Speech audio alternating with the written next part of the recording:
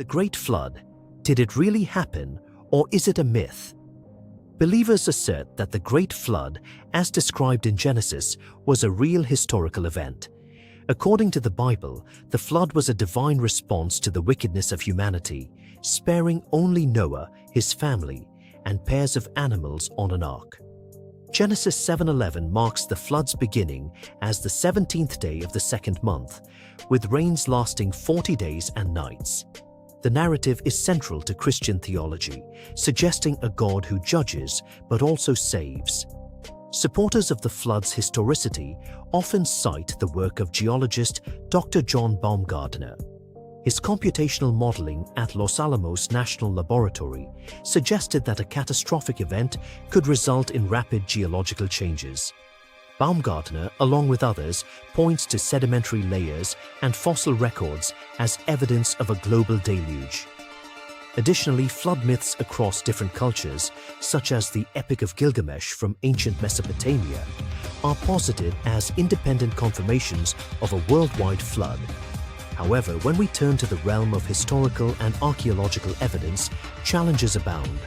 For instance, the Egyptian civilization, with its well-documented history, continued uninterrupted during the period traditionally dated to the flood, around 2148 BCE, according to James Ussher's chronology.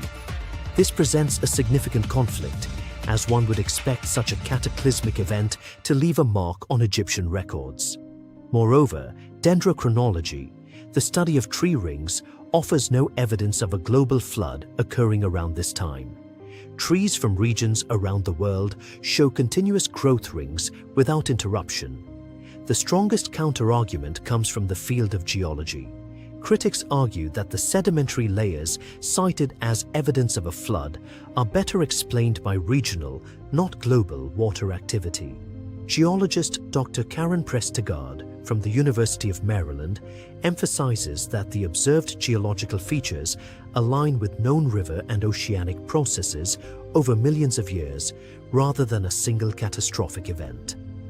This view is supported by numerous peer-reviewed studies and the consensus within the scientific community.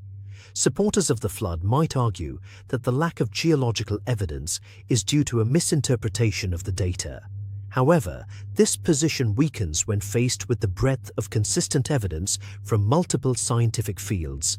For instance, ice core samples from Greenland and Antarctica, which provide climate data spanning over 100,000 years, show no signs of a global deluge matching the biblical timeline.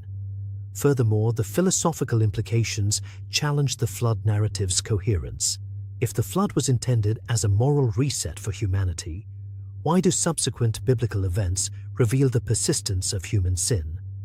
The notion of an all-powerful deity using such a destructive method raises questions about divine justice and omnipotence. In conclusion, the evidence against a historical great flood is extensive and compelling, from geological inconsistencies to historical records that show no disruption. The claim lacks the empirical support required to establish it as a historical fact. While the narrative holds theological significance as an event in history, it does not stand up to scrutiny. What do you think? Myth or misunderstood history?